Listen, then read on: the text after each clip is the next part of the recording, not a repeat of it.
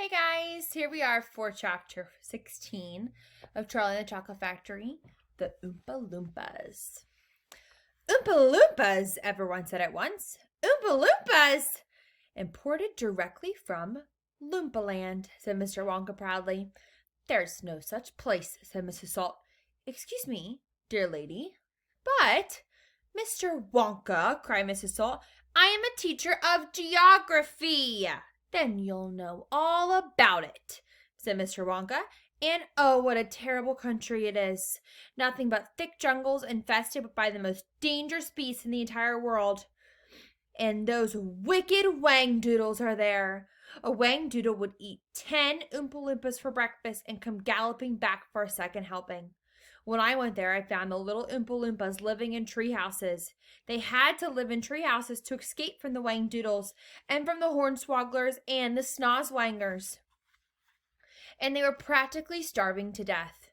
They were living on green caterpillars, and the caterpillars tasted revolting, and the Oompa Loompas spent every moment of their days climbing through the treetops looking for other things to mash up with the caterpillars to make them taste better. Red beetles, for instance, and eucalyptus leaves, and the bark of bongbong trees, all of them beastly, but not quite so beastly as the caterpillars. Poor Oompa Loompas. The one food that they have longed for more than anything other was the cacao bean, but they couldn't get it, and Oompa Loompa was lucky if he found 3 or 4 beans a year. But oh, how they craved them. They used to dream about cacao beans all night and talk about them all day. You had only to mention the word cacao and an Oompa Loompa, and he would start dribbling at the mouth. The cacao bean, Mr. Wonka continues, which grows in the cacao tree, happens to be the one thing from which all chocolate is made. You cannot make chocolate without the bean. The cacao bean is the chocolate. I myself use billions of these beans every week in the factory. And so, my dear children, as soon as I discovered that the Oompa Loompas were crazy for this particular food, I climbed up to their tree houses and poked my head in through the door of the treehouse belonging to the leader of the tribe. The poor little fellow, looking thin and starved, was sitting there trying to eat a bowl full of mashed up green pig caterpillars without being sick. Look here, I said, not speaking English, of course, but an Oompa Loompa-ish. Look here, if you and all your people will come back to my country and live in my factory, you can have all the cacao beans you want. I've got mountains of them in my storehouses. You can have cacao beans for every meal. You can gorge yourself silly on them. I'll even pay your wages in these beans if you wish. You really mean it? Asked the Oompa Loompa leader, leaping up from his chair. Of course I mean it, I said, and you can have all the chocolate as well. Chocolate tastes even better than cacao beans because it's got milk and sugar added. The little man gave a great whoop of joy and threw his bowl of mashed caterpillars right out of the treehouse window. It's a deal, he cried. Come on, let's go. So I shipped them all here, every man, woman, and child in the Oompa Loompa tribe. It was easy. I smuggled them over in large packing cases with holes for them, and they all got here safely. They are wonderful workers. They all speak English now. They love dancing and music. They're always making up songs. I expect you will hear a good deal of singing today from time to time. I must warn you, though, that they are rather mischievous. They like jokes. They still wear the same kind of clothes they wore in the jungle. They insist upon that. The men, as you can see for yourself across the river, wear only deer skin. The women wear leaves, and the children wear nothing at all. The women use fresh leaves every day. Daddy! Shouted Veruca Salt, the girl who got everything she wanted. Daddy! I want an Oompa Loompa. I want you to get me an Oompa Loompa. I want an Oompa Loompa right away. I want to take it home with me, Daddy. Now, go on, Daddy. Get me an Oompa Loompa. Now, my pet, her father said to her. We mustn't interrupt Mr. Wonka. But I want an Oompa Loompa, screamed Veruca. All right, Veruca, all right. But I can't get it for you this second. Please be patient. I'll see you have one before the day is out. Augustus, shouted Mrs. Gloop. Augustus, sweetheart, I don't think you better do that. Augustus Gloop, as you might have guessed, had quickly sneaked down to the edge of the river, and he was now kneeling on the riverbank, scooping hot melted chocolate into his mouth as fast as he could. Chapter 17 is titled Augustus Gloop Goes Up the pipe. When Mr. Wonka turned round and saw what Augustus Gloop was doing, he cried out, "Oh, no, please, Augustus, please, I beg you not to do that. My chocolate must not be touched by human hands." "Augustus," called out Mrs. Gloop, "didn't you hear what the man said? Come away from that river at once." "This stuff is terrific," said Augustus, taking not only the slightest notice of his mother or Mr. Wonka. "Oh, boy, I need a bucket to drink it properly." "Augustus!" cried out Mr. Wonka, hopping up and down and wagging his stick in the air. "You must come away. You are dirtying my chocolate." "Augustus!" cried Mrs. Gloop. "Augustus!" cried Mr. Gloop. But Augustus was deaf to everything except the call of his enormous stomach. He was now lying full length on the ground with his head far out over the river, lapping up the chocolate like a dog. "Augustus!" shouted Mrs. Gloop. "You'll be giving that nasty cold of yours to about 1,000,000 people all over the country."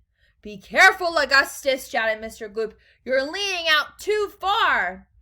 Mr. Gloop was absolutely right, for suddenly there was a shriek, and then a splash, and into the river went Augustus Gloop, and in 1 second he had disappeared under the brown surface.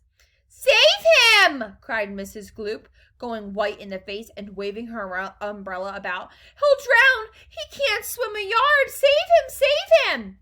"Good heavens, woman," said Mr. Gloop. "I'm not diving in there. I got my best suit on." Augustus Gloop's face came up again to the surface, painted brown with chocolate.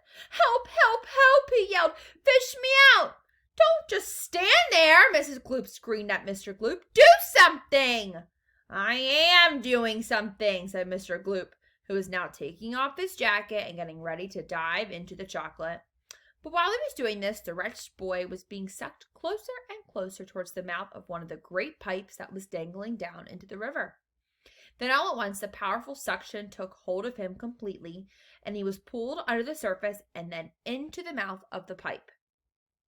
The crowd on the riverbank waited breathlessly to see where he would come out. "There he goes!" somebody shouted, pointing upward, and sure enough, because the pipe was made of glass, Augustus Gloop could be clearly seen shooting up inside it, head first like a torpedo. "Help! Police! Murder!" screamed Mrs. Gloop. "Augustus, come back at once! Where are you going?" "It's a wonder to me," said Mr. Gloop, "how that pipe is big enough for him to go through it." "It isn't big enough," said Charlie Bucket. "Oh dear, look, he's slowing down." "So he is," said Grandpa Joe. "He's going to stick," said Charlie. "I think he is," said Grandpa Joe. "But golly, he has stuck," said Charlie. "It's his stomach that's done it." "He's blocked the whole pipe," said Grandpa Joe.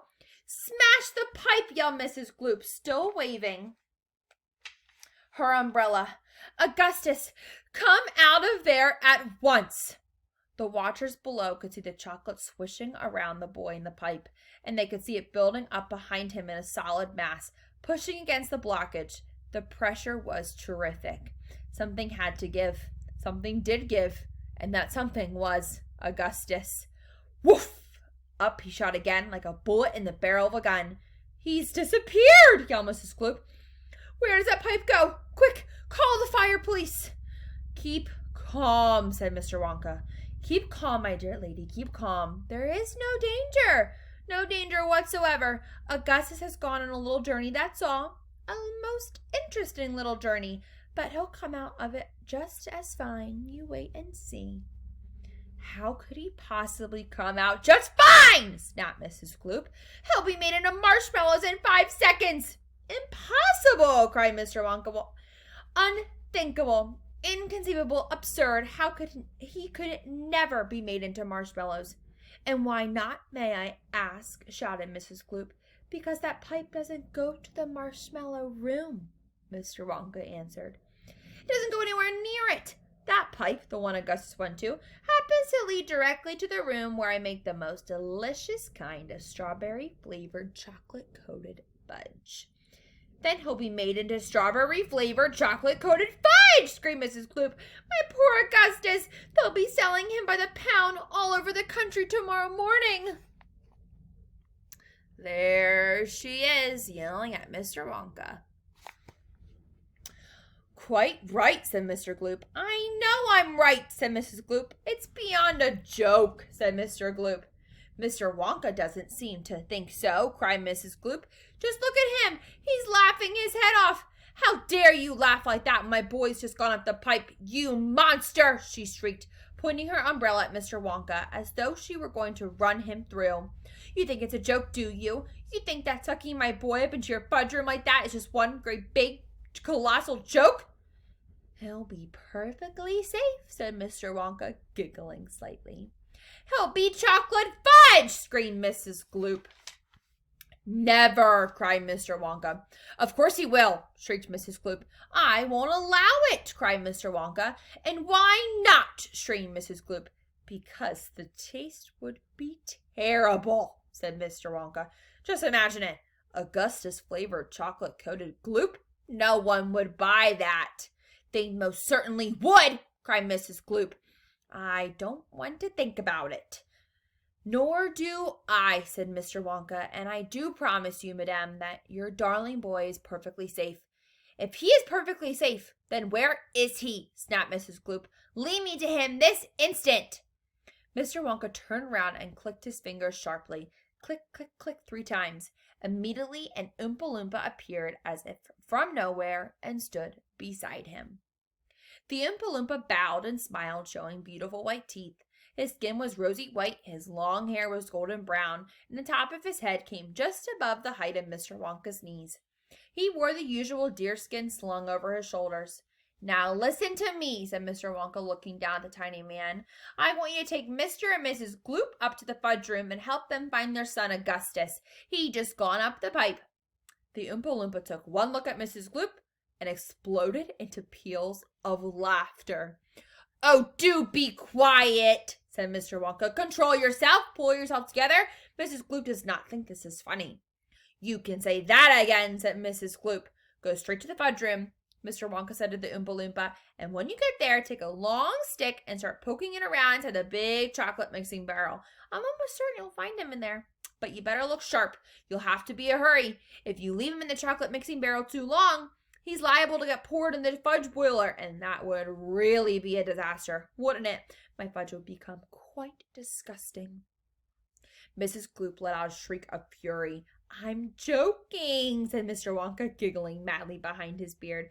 I didn't mean it. Forgive me. I'm so sorry. Goodbye, Mrs. Gloop and Mr. Gloop. Goodbye. Goodbye. I'll see you later.